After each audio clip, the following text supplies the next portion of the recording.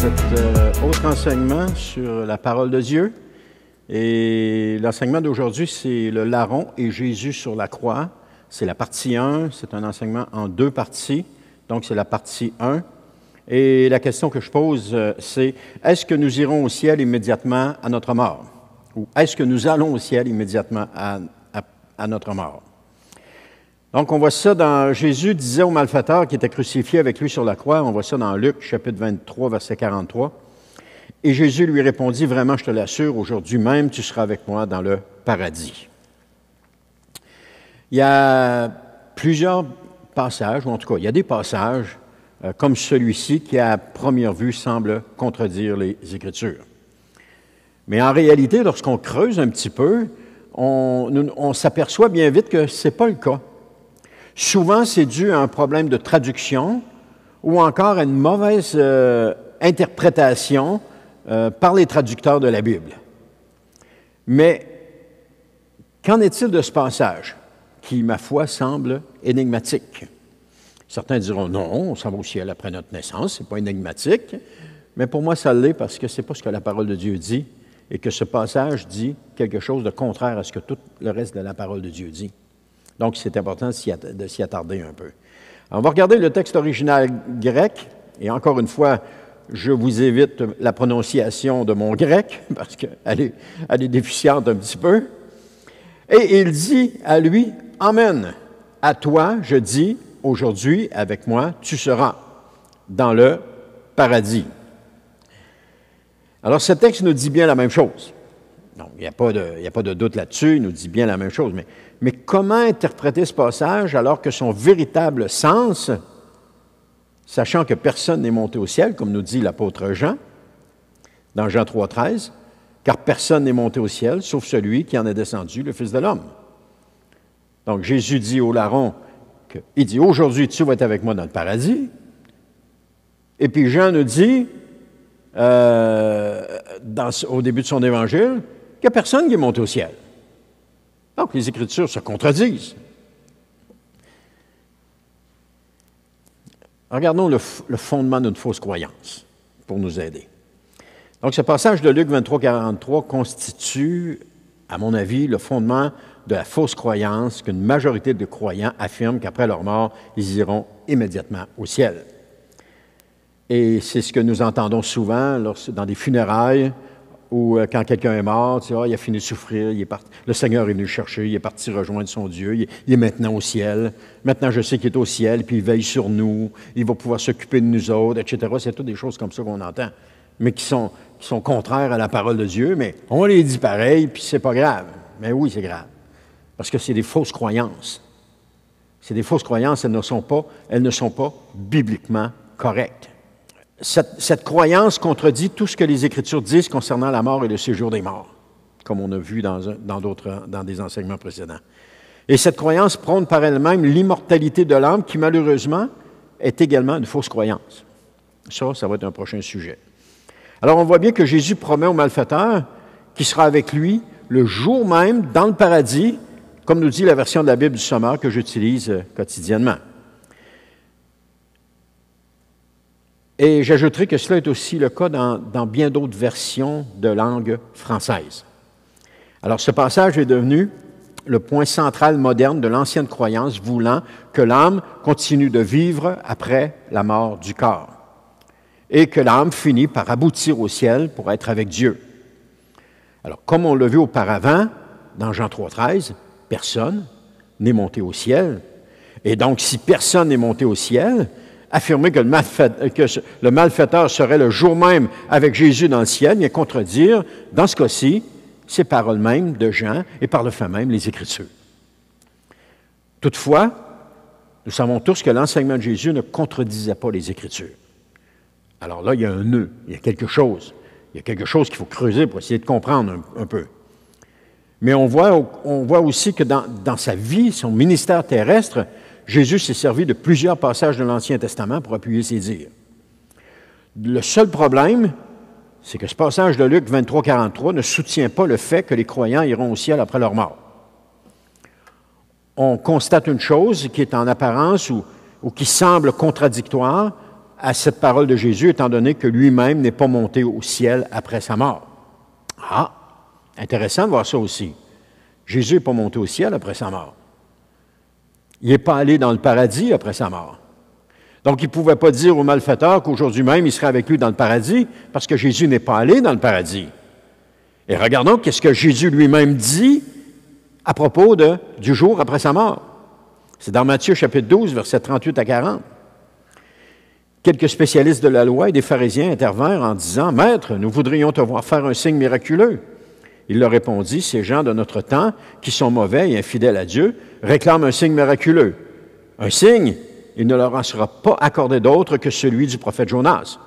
En effet, comme Jonas resta 3 jours et 3 nuits dans le ventre du poisson, écoutez bien ce que Jésus dit ici, ainsi le Fils de l'homme passera 3 jours et 3 nuits dans le sein de la terre. » Jésus mentionne clairement qu'il n'a pas passé 3 jours et 3 nuits qu'il va passer 3 jours et 3 nuits dans le sein de la terre après sa mort.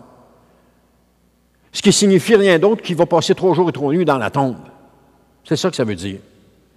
Donc, s'il a passé 3 jours et 3 nuits dans la tombe, il n'a pas pu être au paradis avec le malfaiteur. Et le malfaiteur ne pouvait pas être au paradis parce que Jean nous dit que personne n'est monté au ciel, si ce n'est le Fils de Dieu qui en est descendu. Les Écritures, par les écrits d'apôtre Paul, nous confirment que Jésus a effectivement accompli sa prophétie, qu'on vient de voir dans Matthieu, comme de quoi il serait 3 jours et 3 nuits dans le sein de la terre. C'est 1 Corinthiens chapitre 15, verset 3 à 4 qui nous dit « Je vous ai transmis comme un enseignement de première importance ce que j'avais moi-même reçu. Christ est mort pour nos péchés, conformément aux Écritures. Il a été mis au tombeau, il est ressuscité le 3e jour, comme l'avaient annoncé les Écritures. » Donc, ce que Paul est en train de nous dire, c'est que Jésus a véritablement connu la mort. A véritablement connu la mort. La même chose que tous les hommes sur cette terre ont connu, qui sont passés avant nous, et que tous les hommes sur cette terre à venir vont connaître après nous, et nous aussi également. Il a été mis au tombeau, puis il est resté 3 jours et 3 nuits. C'est ces paroles mêmes de Jésus. Puis il est ressuscité, il fut ressuscité par le Père pour être le tout premier. C'est ce que l'apôtre Paul nous dit à un moment donné dans ses épîtres, qu'il a été ressuscité en tout pour être en tout le premier. C'est-à-dire le premier à connaître la mort, le premier à connaître la résurrection, puis le premier à revêtir son corps glorieux. Donc l'apôtre Jean nous confirme aussi ce fait que Jésus fut bien placé dans le tombeau. On voit ça dans Jean chapitre 19, versets 41 à 42. Il dit, non loin de l'endroit où Jésus avait été crucifié, il y avait un jardin dans lequel se trouvait un tombeau neuf, où personne n'avait encore été enseveli. Et comme c'était pour les Juifs le soir de la préparation du sabbat, ils déposèrent Jésus dans cette tombe parce qu'elle était toute proche. Donc l'apôtre Pierre, lors de son dernier discours après la Pentecôte, véritablement sous l'onction du Saint-Esprit, va également déclarer quelque chose de très pertinent. On voit ça dans Actes chapitre 2, verset 31. « Ainsi, il, le roi David, a entrevu par avance la résurrection du Messie, et c'est d'elle qu'il parle en disant que Dieu ne l'abandonnera pas dans le séjour des morts et qu'il ne le laissera pas son corps se décomposer. 3 jours, ça ne laisse pas le temps au corps de se décomposer. Il y a un début, mais il n'est pas encore décomposé. Alors, pendant ces 3 jours, comme nous dit la parole, le corps mort de Jésus fut véritablement dans le tombeau et non pas dans le ciel. Et son âme se retrouva dans le séjour des morts ou dans le Hadès en grec, comme tous les autres. Parce qu'il dit, c'est David qui dit ça en parlant de Jésus, Dieu ne l'abandonnera pas dans le séjour des morts. Ça veut dire qu'il est allé dans le séjour des morts si Dieu ne l'abandonne pas là. Donc, il est allé là. Il n'est pas allé là comme un être vivant pour interpeller ceux qui sont là. Il est allé là comme tous les autres morts. Comme toutes les âmes de ceux qui décèdent s'en vont dans le Hadès. Et puis que Dieu ne laissera pas son corps décomposé dans le tombeau. C'est ça que ça nous dit.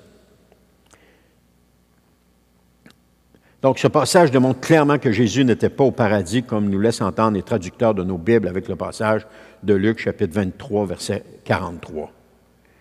Un autre fait révélateur est intéressant, et que Jésus lui-même mentionne à Marie, le jour de sa résurrection, qu'il n'est pas allé au ciel depuis sa mort sur la croix. Il n'est pas allé au ciel depuis sa mort sur la croix. Jésus lui dit, dans Jean chapitre 20, versets 16 à 17, Jésus lui dit, « Marie, elle se tourna vers lui et s'écria en hébreu, « Rabboni », ce qui veut dire « maître ». « Ne me retiens pas, lui dit Jésus, car je ne suis pas encore monté vers mon Père.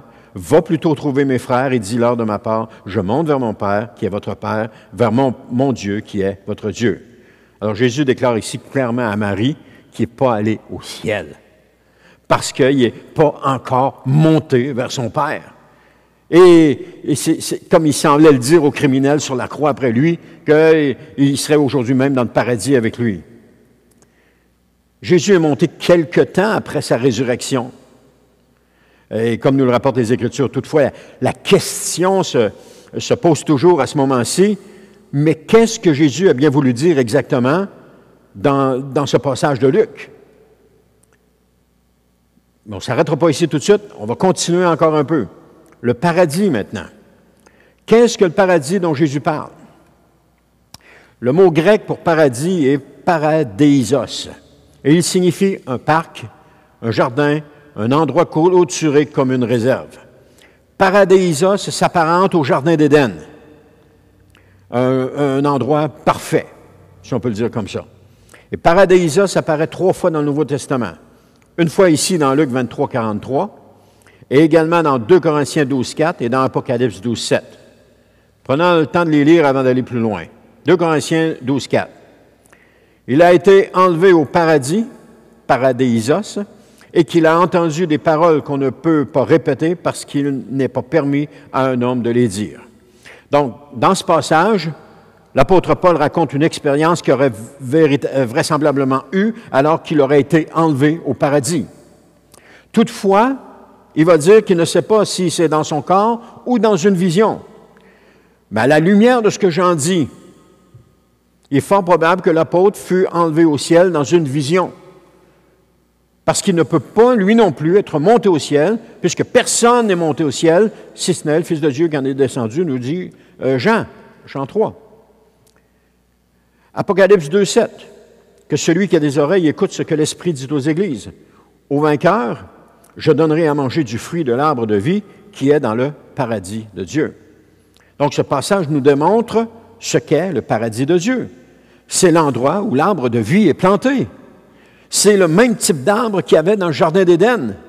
On voit ça dans Genèse chapitre 2, verset 9. Il dit « L'Éternel fit pousser du sol toutes sortes d'arbres, portant des fruits d'aspect agréable et délicieux, et il mit l'arbre de la vie au milieu du jardin, et il y plaça aussi l'arbre de la détermination du bien et du mal. » Et nous retrouvons également l'arbre de vie dans le paradis. On voit ça dans Apocalypse 22, 14.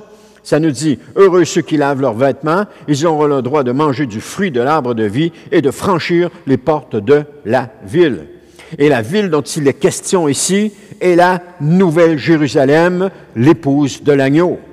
Donc, au milieu de cette ville, il va y avoir l'arbre de vie, tout comme dans le jardin d'Éden. Et c'est ce qui nous apparaît, c'est que la Nouvelle Jérusalem serait le paradis de Dieu. Quand Jésus dit « Tu seras avec moi dans le paradis », c'est pas là où Dieu habite, entouré des anges, parce que c'est pas là qu'on va. C'est dans la Nouvelle Jérusalem qu'on s'en va, dans les nouveaux cieux, la nouvelle terre. C'est là qu'on s'en va.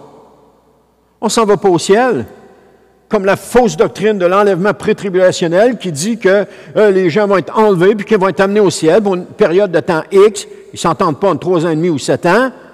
Et puis ensuite, ils vont revenir avec Jésus, alors que la parole de Dieu ne mentionne absolument pas ça.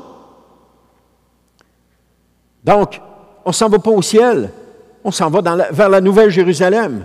Mais avant d'aller à la Nouvelle Jérusalem, il y a le règne de 1000 ans de Christ ici sur cette terre.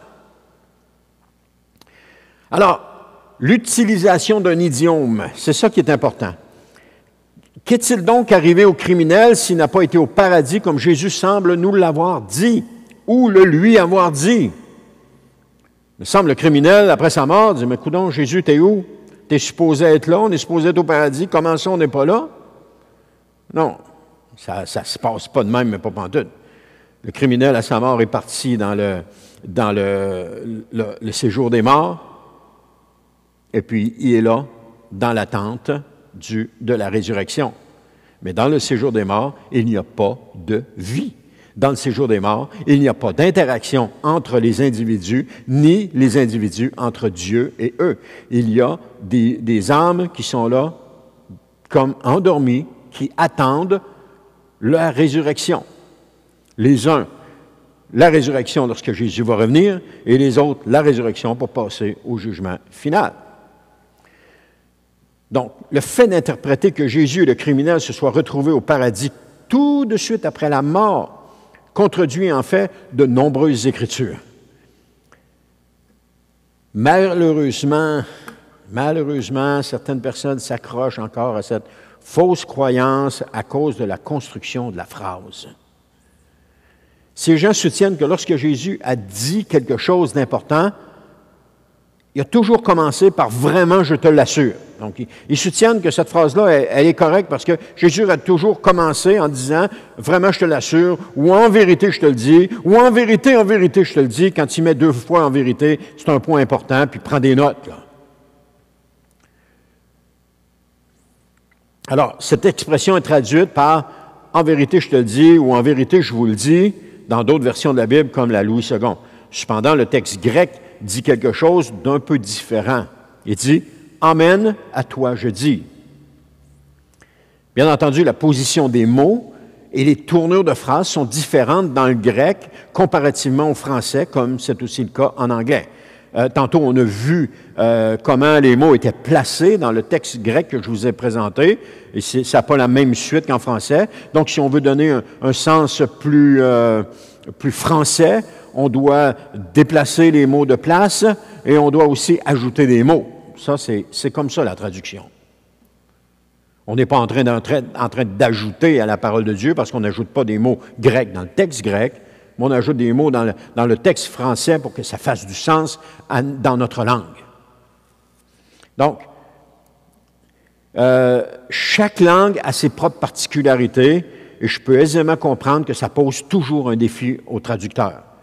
Je ne suis pas un traducteur, mais je peux être compatissant avec eux parce que ça doit poser certains défis à un moment donné. Comment est-ce qu'on va dire cela?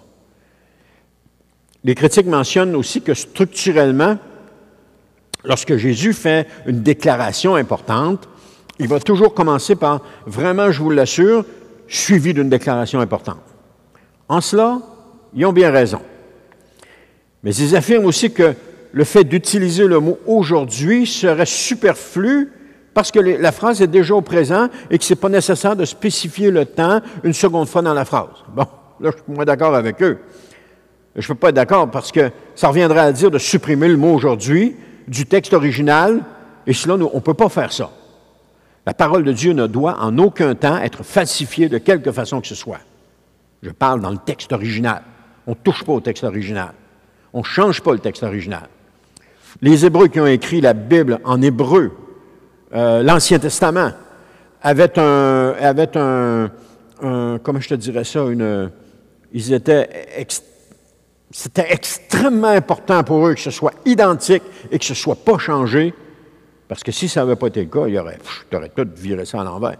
Mais ils avaient un respect pour Dieu afin que ce ne soit pas changé et afin que ça soit toujours la même chose. Donc, on retrouve des textes grecs ou des fragments hébreux ou des fragments de textes, et puis c'est similaire. Parfois, il y a quelques petites affaires, peut-être à cause de la forme de la lettre, mais c'est similaire. Sur le fond, c'est exactement la même chose. À travers tous les siècles, ça n'a pas changé. À travers quelques, peut-être 5000 ou 4000 ans d'histoire, ça n'a pas changé. C'était à cause de la... Je cherche le mot, Caroline Debine.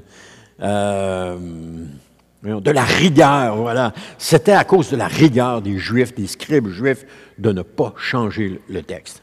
Donc, quand on parle de changer, je parle de changer le texte dans la langue originale. Donc, c'est ça que je dis, la parole de Dieu ne doit en aucun temps être falsifiée de quelque façon que ce soit. Ou comme j'ai dit tantôt, si on prend le texte grec puis qu'on essaie de l'appliquer, c'est sûr qu'il faut changer les mots de place pour que ça fasse du sens dans notre langue à nous. Mais ça, c'est pas falsifier la parole. Ça, c'est traduire la parole. Il faut faire la distinction entre les deux. Alors, ce qu'on doit comprendre, et c'est là l'un des points importants pour la compréhension de ce que Jésus a vraiment dit, c'est que l'utilisation du mot « aujourd'hui » est un idiome. Alors, qu'est-ce qu'un idiome? Un idiome est une expression, un mot ou une phrase qui ne peut pas être compris en traduisant littéralement les mots individuels. Et comme ce fut le cas pour ceux qui ont compris que Jésus et le malfaiteur étaient montés tout de suite au ciel après leur mort. La signification est figurative et culturellement spécifique. Je vais vous donner des exemples tantôt. Donc, les idiomes sont souvent propres à une langue donnée et peuvent être difficiles à comprendre pour ceux qui ne sont pas familiers avec la langue de la culture. Alors, c'est de là que vient inévitablement la difficulté de la traduction. Comme par exemple, les idiomes sont largement utilisés dans la communication quotidienne pour transmettre des idées de manière colorée et expressive. Par exemple, en français, je vous avais dit que j'en avais, par exemple, en français, nous utilisons des idiomes comme « tomber dans les pommes ». Essayons de traduire cela. Vous êtes 1000 ans plus tard et vous tombez sur un texte où est-ce que Denis dit qu'il est tombé dans les pommes. Alors, vous allez extrapoler toutes sortes de choses. Il y avait un paquet de pommes à terre, il est monté dans un arbre et il est tombé dans les pommes. Mais en réalité, ce que ça veut dire s'évanouir. Dans notre langue à nous, dans notre contexte, ça veut dire s'évanouir. Alors, quand on dit que Marie est tombée dans les pommes, Marie elle s'est évanouie. Essayez de traduire ça, on va voir. D'autres idiomes que nous utilisons en français, comme « faire la sourde d'oreille » ou « être dans la lune ». Bon. Jacques est dans la lune. OK. Essayons de traduire ça pour voir. 1000 ans plus tard, essayons de traduire ça, Jacques est dans la lune. Tu te dis, barouette, il y avait des moyens de voyager qu'on n'a plus aujourd'hui. Il était capable d'aller sur la lune, Jacques était dans la lune. Il doit avoir une mine là-bas, il a dû creuser pour être dans la lune. Non. On sait tout simplement qu'il n'était pas attentif, il était dans ses pensées. Donner sa langue au chat. Ah, les gens avaient une drôle de coutume là-bas, ils se coupaient la langue puis ils la donnaient au chat. Si j'en viens pas. Et finalement, avoir le cœur sur la main. Donc, vous voyez, c'est des idiomes. Et comment traduire ces idiomes dans une autre langue pour qu'ils soient compris sans aucune explication? Ça serait tout un défi et certainement que les traducteurs de cette époque arriveraient avec des traductions quelque peu différentes de la signification actuelle. Hein? Denis est tombé dans les pommes. Donc, l'utilisation du mot « aujourd'hui » dans ce passage est un idiome commun qui est utilisé à la fois par Dieu et par les hommes dans les deux testaments. Et cet idiome ajoute énormément d'importance et de gravité à la déclaration qui l'accompagne. Regardons Deutéronome chapitre 4, verset 26, qui nous dit « Je prends aujourd'hui », on a le mot « aujourd'hui » qui est ici, « à témoin contre vous le ciel et la terre, si vous faites cela, vous ne tarderez pas à disparaître du pays dont vous allez prendre possession après avoir traversé le Jourdain. Vous n'y subsisterez pas longtemps, car vous serez entièrement détruits. » Donc, lorsque l'idiome, dans ce passage ici, lorsque l'idiome aujourd'hui est utilisé de cette manière, il ne vise pas à attirer l'attention sur une période de 24 heures, pendant laquelle que c'est prononcé, mais plutôt à transmettre l'importance et la solennité de la déclaration. Aujourd'hui, là, prenez conscience de ça, là. Demain est un autre jour, il n'y a pas de problème, tu peux oublier ça. C'était juste aujourd'hui. Non. Aujourd'hui, prends conscience de ça. Aujourd'hui, ça veut dire, ça met l'emphase sur la déclaration. Puis les versets précédents du chapitre révèlent que Dieu n'attire pas notre attention sur un jour spécifique, mais il démontre le sérieux de ce qu'il dit en utilisant l'expression hébraïque « aujourd'hui ». Donc, cet idiome particulier apparaît à maintes reprises dans la Bible. Aujourd'hui, prenez à témoin. Aujourd'hui, aujourd'hui. Ça apparaît littéralement des centaines de fois. Donc, c'est fréquemment utilisé lorsque Dieu parle des commandements qu'il a donnés et lorsqu'il dit à son peuple ce qu'il attend d'eux. D'autres fois, aujourd'hui n'est pas idiomatique. Donc, ce n'est pas un idiome. Alors, lorsque l'orateur attire l'attention sur un jour spécifique, comme un sabbat ou un autre jour saint, on ne parle pas d'un idiome à ce moment-là. Mais pour l'essentiel, ce terme vise à ajouter une emphase de solennité et d'importance. Alors, je m'arrête ici et on va continuer avec la partie 2, parce que jusqu'à maintenant, on a vu le fondement d'une fausse doctrine, on a vu ce qu'était le paradis et on a vu l'utilisation d'un idiome. Et dans la prochaine partie, on va voir des choses très intéressantes qui vont j'espère, nous allumer. En tout cas, moi qui m'allume beaucoup, et j'espère qu'ils vont vous allumer aussi concernant cette parole dans Luc 23, 43 que Jésus a dit aux malfaiteurs qui seraient avec lui dans le paradis aujourd'hui. Alors, je vous laisse là-dessus, puis on se voit tout à l'heure dans la seconde partie.